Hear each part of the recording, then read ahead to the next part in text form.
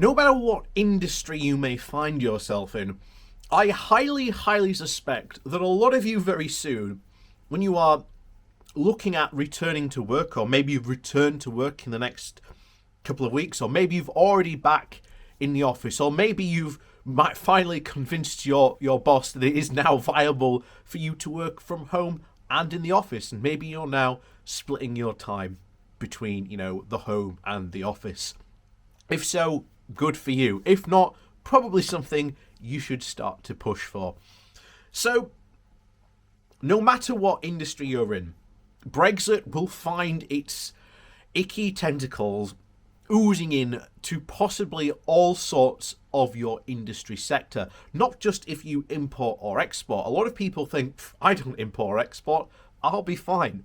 No, probably soon, very soon, you will probably find changes to your industry, such as marketing, with the government looking to get rid of GDPR. I mentioned on last morning's Good Morning Walk just how a huge and utter catastrophe that is. Essentially, if we stop following GDPR rules and you keep or have European clients' data that you store or look after or even collect, then immediately you have to stop doing that because you are not allowed, and you risk a huge fine.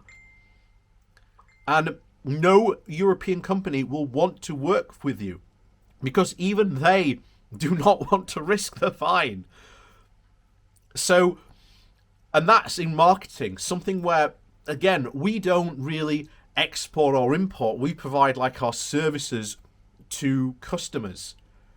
But like I say, our 80% of the UK economy is a service-based economy, and data is the engine that drives all that. However, we're not talking about the service industry today. We are going back to talking about the construction industry because they are facing some very significant challenges being brought upon them by Brexit.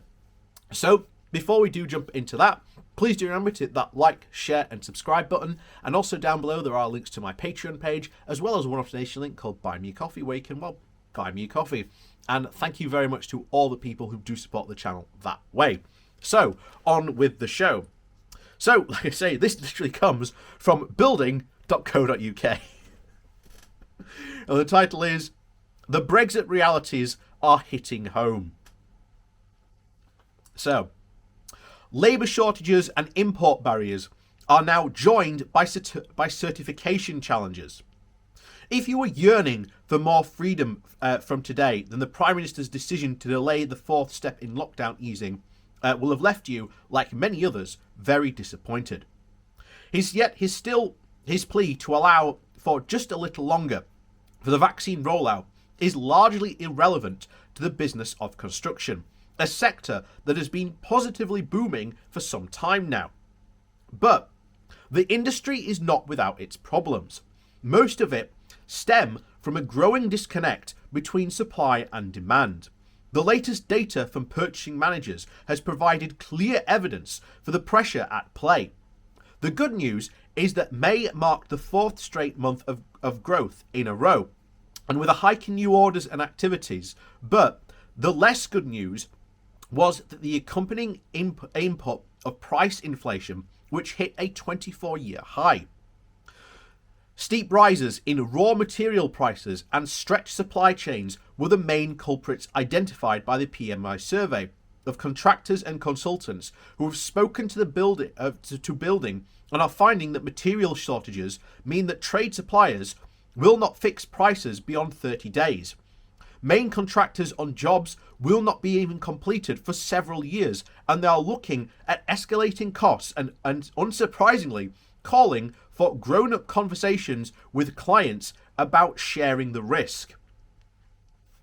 An acute material shortage is enough to contend with, but there is even a bigger and altogether connected potentially to an even bigger headache that could seriously impact the government's call to build.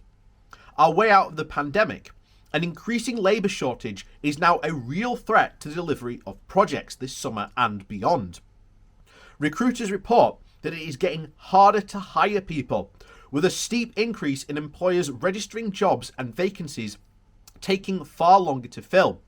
The Federation of Master Builders has identified shortages in bricklayers, carpenters, and joiners in particular. The industry has known for a very long time that it has an ageing workforce, with some 500,000 UK-born construction workers reaching retirement age in the next 10 to 15 years. But increasingly, industry leaders are saying the extension of the job retention scheme, while a lifeline to many sectors, is not helping the construction's recruitment problem. The CBIT is the latest organisation to call out furlough for putting the squeeze on labour at a time when the dam has surged. The official figures show that it's still being used by at least 13% of the construction workforce at the end of April. But there is, of course, another underlying reason for the lack of construction workers: Brexit. Since the referendum, there has been an exodus of EU workers from the UK, felt mostly and most keenly in London. Building spoke to one of the SME bosses in the capital, who had been hoping to scale up his business to meet client demand, but that has been put on hold because he literally cannot find enough replacements for the workers who have gone back home. And one regional contractor thinks the problem could get worse during the summer, with many remaining EU workers intending to take extended holidays back home. Bosses must be weighing up just how much they can do and expect to get done without the workers to do it. The government's stock response is, of course, effectively train your own.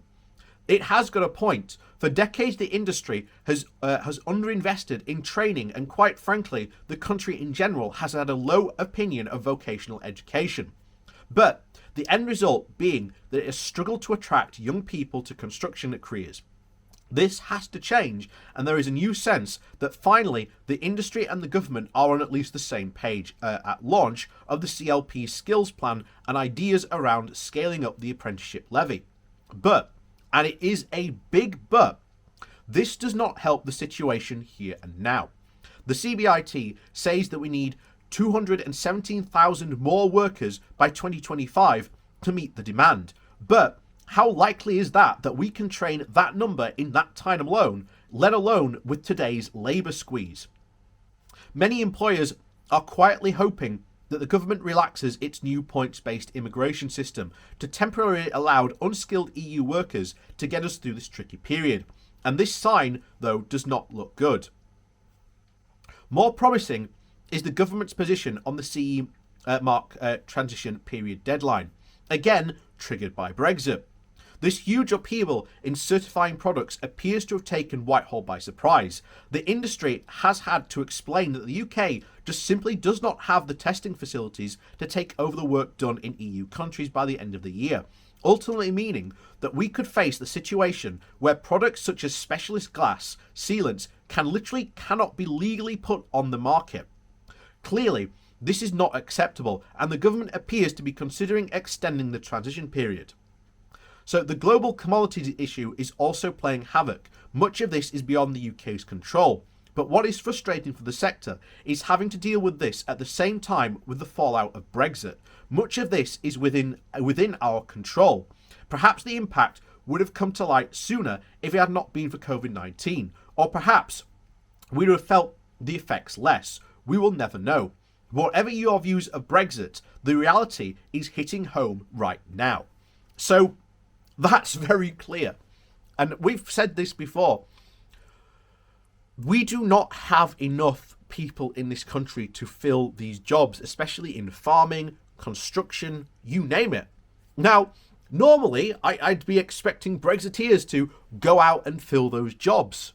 But that's not the case because, again, we face lots of problems in this country that were never, ever caused by the EU. This labour shortage that the industry is facing is, for once, a problem of that they have not taken apprenticeships seriously or been able to attract enough young people.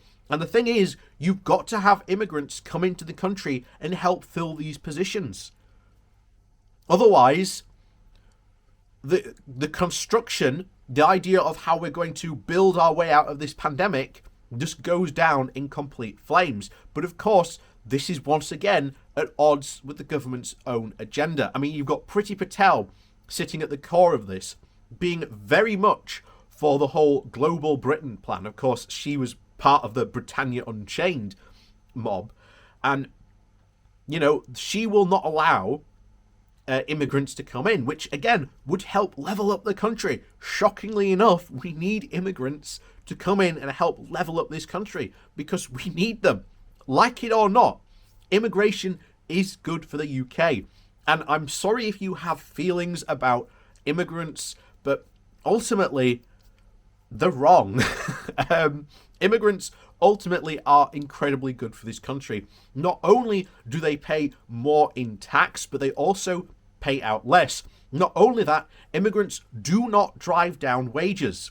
There's been enough studies to show that that simply just does not happen. And remember, we live in a country where we have minimum wage as a law, as standard. So if you find out that your boss is employing immigrant labour for less than, you know, the minimum wage, then you should probably report your boss. But you don't see a lot of that happening. Again. But, you know, again, these can go on forever about how, you know, immigration is actually a good thing for the UK. But, of course, you know, lots of people have very wrong and dead wrong feelings about immigration. And, you know, I'm sorry if you don't, but I'm sorry, immigration was ultimately a very good thing for the UK. So, like it or not, here we are in the situation. And like I say, this problem only gets worse. And it's going to be so funny when you see the construction industry calling for lowering of the points-based immigration system so that they can get more low-skilled workers in from the EU.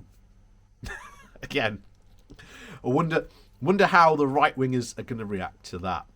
But, as always, thank you very much for watching. Please do remember to hit that like, share and subscribe button. And of course, down below there is links to my Patreon page and a one-off donation link. So, thank you very much, and we'll see you all next time.